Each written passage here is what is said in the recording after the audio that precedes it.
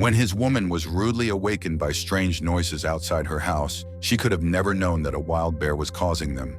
The large furry animal was climbing upward into her neighbor's house. It was a terrifying sight, and what made it even more frightening was that, in the end, it turned out to be her fault as well. But before we start our story, smash the like button, make sure to subscribe and hit the notifications bell so you won't miss any new stories. The strange noises started in the early morning. The sun had just risen, and Ellie was planning on getting a few more hours of sleep, but that possibility was gone.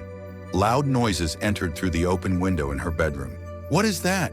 Ellie spoke as she put on sweatpants to take a closer look. Ellie heard trash cans falling, maybe raccoons. But when Ellie witnessed what caused it, she stepped back out of fright. Moments later, the creature that caused the sound appeared above the fencing. It was a huge brown bear, the largest Ellie had ever seen. The animal used the wooden side panels on her neighbor's house to lift itself upward and was a meter high in seconds. Ellie witnessed how the bear made it past the ground floor height with ease.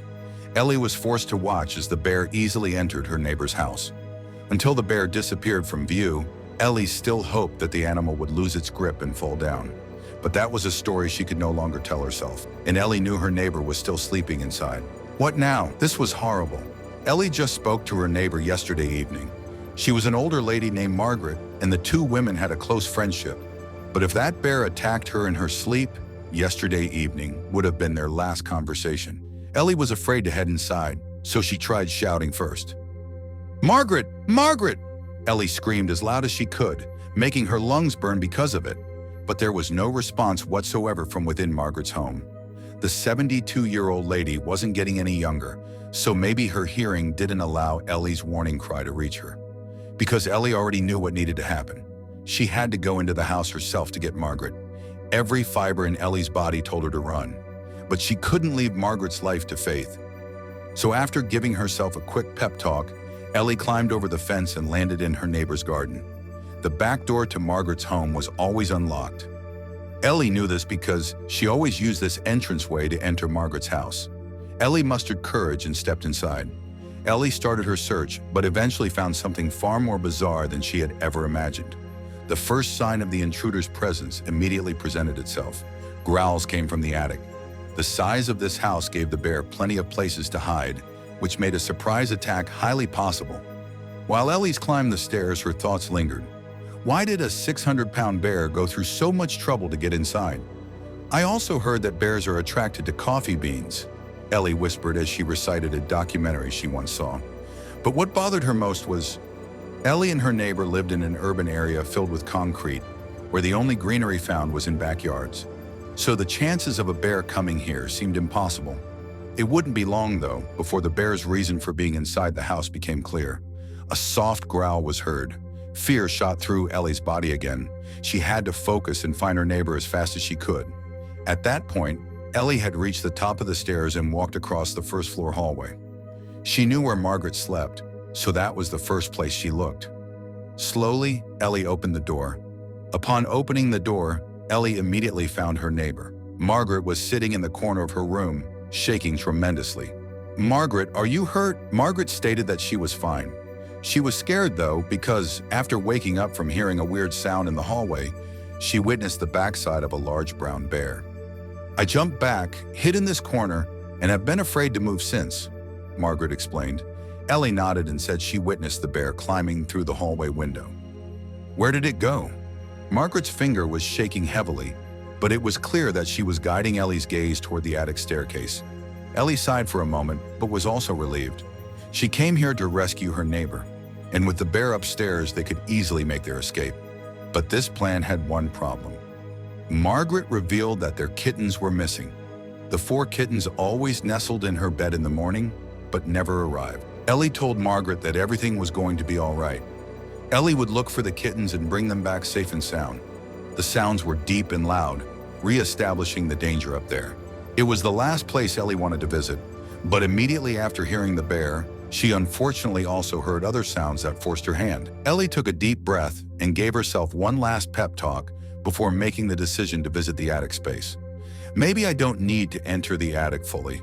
We can escape fast and easily if I can lure the kittens toward me while standing in the doorway." Yes, that is the plan.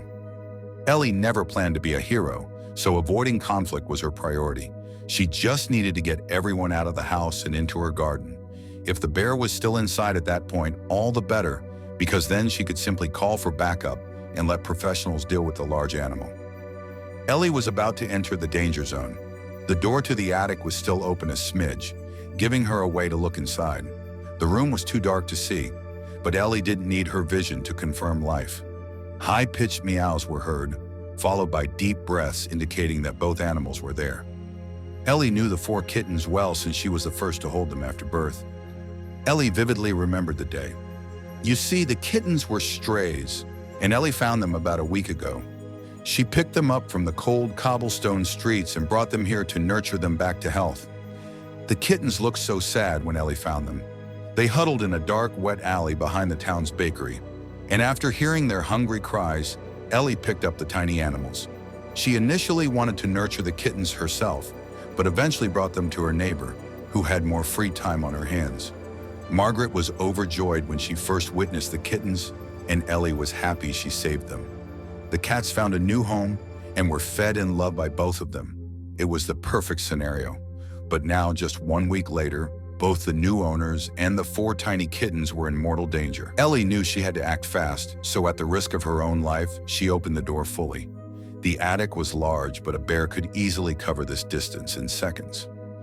Ellie looked around while the light in the hallway behind her illuminated parts of the floor. 2 kittens were running around. That meant that half of her rescue mission was within reach. The other half, though, would prove to be more difficult. The back half of the attic was shrouded in darkness, and most of the sound also came from that part. Heavy breathing of the bear and high-pitched meows came from the same direction. One thing at a time, Ellie thought as she tried to lure the first 2 cats. She made chirping sounds and placed her body low to the ground. It seemed to work at first because both kittens happily came her way. But the moment Ellie picked one of them up, a loud roar sounded. Seconds later, the brown bear stepped into the light. The young woman took a large step back, thinking her final moments on Earth were done for. But by doing so, she accidentally stepped over the edge of the staircase, making her fall backward. Ellie just managed to hold on to the railing in time, but after regaining her balance, Ellie saw something bizarre. She was convinced the bear must have attacked one of the kittens, but the opposite was true. The 4 cats weren't afraid at all and were playing around the bear's legs while the large animal looked at them calmly. Even though the sight was peaceful, Ellie stayed low, hesitant to move. She watched as the bear gently lifted one kitten with her teeth and carried it to the dark side of the attic. Ellie, now driven by curiosity, unlocked her phone and turned on the flashlight. The beam revealed the bear sitting calmly, licking the kittens nestled in her lap. It was an unbelievable scene, but it meant the kittens were safe. Ellie ran downstairs and opened the bedroom door. "Margaret, let's go!" Margaret was confused that Ellie returned without the kittens, but her eyes widened as she heard about the bear. Ellie quickly grabbed her neighbor's arm and guided her out of the house. Once outside, they looked up at the attic window. What they saw was hard to explain, but both agreed to call in professionals. Ellie contacted a local rescue team, and to her relief, one was nearby. The call connected, and Ellie explained the situation. Instead of concern, the man on the line sounded oddly relieved. "What is going on? Do you know more about this?" Ellie asked. He promised to explain everything when he arrived. 30 minutes later, a truck pulled up. 2 men, John and his son Connor, stepped out and introduced themselves. "We're happy that you called," John said. He explained that the bear had been spotted several times in town but always vanished before they could reach her. Then John asked, "Is the bear alone in the attic, or are there 4 kittens with her?" Ellie was stunned. How could he have known? John explained that every time the bear was seen, the kittens were with her. She had taken over their care after their mother was tragically hit by a car near the alley where Ellie found them. Since then, the bear had acted as their adoptive mother. They suspected the bear had entered town scavenging for food. Ellie realized the bear must have been out when she found the kittens. "That means I abducted them from their adoptive mother," she whispered in guilt. John reassured her that she couldn't have known. The bear had likely tracked the kittens by their cries and forced her way into the house to reach them. The sanctuary team entered the house with a mechanical stretcher. Ellie and Margaret waited outside, anxious. A roar echoed through the air. 15 minutes later, the back door opened. and the bear, tranquilized, was wheeled out. "The sanctuary will be her home while we monitor her and prepare her for the forest," John said. Ellie felt relieved knowing the bear would be safe. She watched the team drive off, hopeful. Months later, Ellie received a call from John, asking her to visit the sanctuary. Margaret and the kittens came too. At the enclosure, the bear was ready for release, but the team wanted to give her a proper farewell. Margaret and Ellie agreed and released the kittens. They ran straight to their adoptive mother. Eventually, it was time to go, and the mother bear even let Ellie pick up the kittens, an indication that she accepted them.